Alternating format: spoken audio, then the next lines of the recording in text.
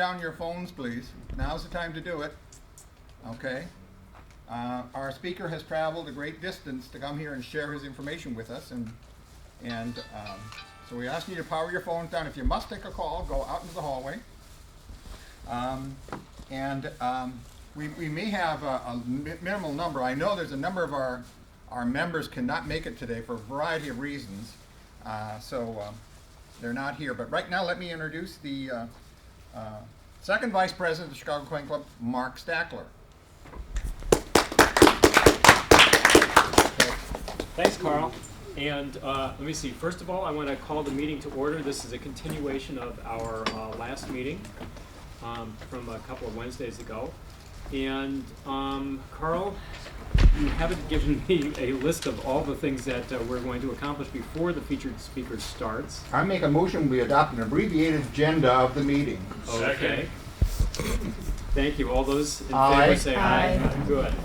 And so the meeting will be to talk as well as any announcements about the A&A. And will the announcements come first or second?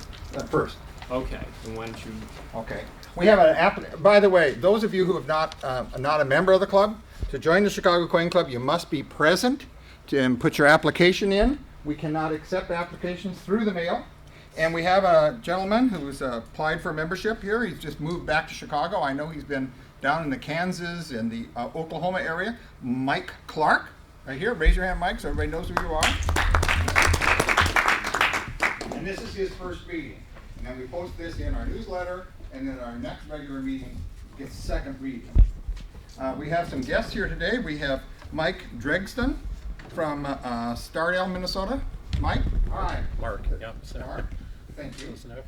Robert Vander from Juniper, Florida. There we go. Phillips. Stackler? Yeah. Hi, Phillips. Where are you from? Chicago. Mm-hmm. And then Mike Clark. Al Bailey from Midland, Michigan. There we go. Welcome to the Chicago Coin Club meeting. Thank you. I have some quick announcements to make here. One is that the Field Museum in Chicago was the big beneficiary at the end of the 1893 Columbian Exposition. Those of you who don't know about I imagine most of you heard about the Columbian Exposition in Chicago, and how it was that fair that just really kicked numismatics up a notch or two. It was the beginning of commemorative coinage, and it just flowed forever. They actually were making the first elongated coins at the Columbian Exposition. And it wasn't a thing where the man was standing there cranking out nickels. No, you walked up and you had the change in your pocket and gave it to them, and they did whatever coin you handed them. So the 1893 Columbian Exposition elongated are a whole variety. There's even gold coins. Those who were wealthy enough to have a gold coin in their pocket, there were a few people that had it done. There was a lot of international coins that were done. People from around the world came. So that was done there. Well, anyway, at the end of that fair, a lot of that stuff went into the Field Museum. They left it for the Field Museum, and they still have it. Those of you who have been in the Field Museum, how many of you have ever been in the Field Museum? All right, they're going to give you an idea. I don't know how much you know. How much is on exhibit, percent-wise? 2%. 2%. And they make no bones about the fact that they're a research museum. If you want to research this material, and if you've got the credentials, they will get you into those archives to see this stuff, to do research. More and more of it's coming online all the time. So it's not like they're doing it to hide it and they're hoarding it. They are a research museum. But they just opened an exhibit. They brought out the vaults. 1893, bringing it out of the vaults. How many of you have seen that? Okay, Greg's already seen it. I could use some handouts. I've got some handouts here for everybody. Raise your hand if you'd like it. And it's given you the website where you can go and the website where you can go. Pass them around back to you there. Plan your trip. Find out what admission hours. There's a discount day. There may even be a free day in there someplace that they have, and you and your family can go. But it's the very front page that's got that website information right here. This is the part here that's got that web information. All right, so go and be good for everybody. Thank you. And I've got some more at the end here. Now the other thing our, the ANA convention, as you know, is coming to Chicago in August. August 4 to 9, for the second year in a row. How many were at the 2001 we just had, 2013? How many were at that? Okay, well, try to come, those of you who weren't, hopefully you can come back again to the 14, and if you're not, do it. The general chairman is going to be William Byrd. The assistant chairman is Jeff Rosinia. Neither could make the meeting today. They both had conflicts, so they asked me to give the talk for it. I'm letting you know about this, that it's here, it's coming. One of the things we're interested in doing is we have the whole series of talks called Money Talks. These are talks given on a whole range of numismatic subjects. There's at least like 35 time slots that are filled in. The Chicago Coin Club, 2 years now, 2011 and 2013, every one of those speakers got a medal around their neck with their name engraved on it. We're going to do the same thing in 2014. It'll be a different one, all right? So I suggest that you begin to plan a talk, and in January they will open up the spigot for proposals to come in for them to do, and they're going to be mixing and matching, and they may even close the date early, because once they got what they feel is the talks they want, they're going to close the dates, and they've done it early before, partly because of this, right? So we encourage everyone to put together a talk, to share what you know numismatically, to get it out to them. And you don't have to be the best in it, but you may have a topic or a subject that's going to fit perfectly with some of the others. So do that, get that going. Then we need exhibitors. We don't have enough exhibitors coming in and out. And I think what's going on here, our problem is, how many of you have ever built a case exhibit for a convention? See, 2. We got a problem here. You know what the problem? 3. The problem is we're too smart. I'm serious. You're too intelligent, and you're applying your intelligence to building an exhibit, and you shouldn't. You got to stop applying your intelligence. Building an exhibit is a skill with just a little bit of intelligence.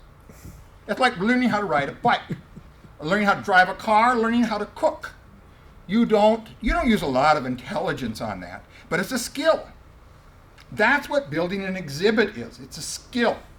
And if it's a good thing for all of us to learn to do it, because we may do other building of exhibits, not even numismatics, for our local libraries, at our local bank, in our local school. You may teach your child or your grandchild. They may want to do an exhibit on something, family history or whatever, and you can teach them how to build an exhibit, but you have to begin to do it now yourself. And it's a skill. It's a skill, it's a skill, it's a skill. Use the other side of your brain, okay? Stop applying so much intelligence to it, because that's what's freezing you up and why you're not doing anything with exhibiting. So I encourage you to remember that and think of that. Now we have got coming up here in Chicago, between now and the ANA convention, 3 more multi-day shows. And the Chicago Coin Club is going to be at that show. We're going to have a booth at. There's the Chicago International Coin Fair coming up. There's the Chicago Paper Money Expo coming up. Both of them are going to be in this hotel in the spring, about a month apart. And then in Schaumburg, they're going to have the Central States Numismatic Society Convention. And we would be willing, if you want to learn how to exhibit, if you want to learn how to break this intellectual habit you've got of overthinking things and start learning how to build the skill, let us know. We'll talk to you one-on-one. We'll talk to you in small groups. We'll share with you how to build an exhibit. And so let us know afterwards. Even come and see us here. We got a table up there on the bourse floor on the far wall. Come and see us after this is over. Let's talk about that. If you want some help, we can help you. But this is something we've stopped doing so much in numismatics because I think we've over-intellectualized it. The material you put in, yeah, there you apply your intellect. But build the exhibit and even writing. We've stopped writing as a group of people because once again, we're over-intellectualizing it. Writing is like a skill.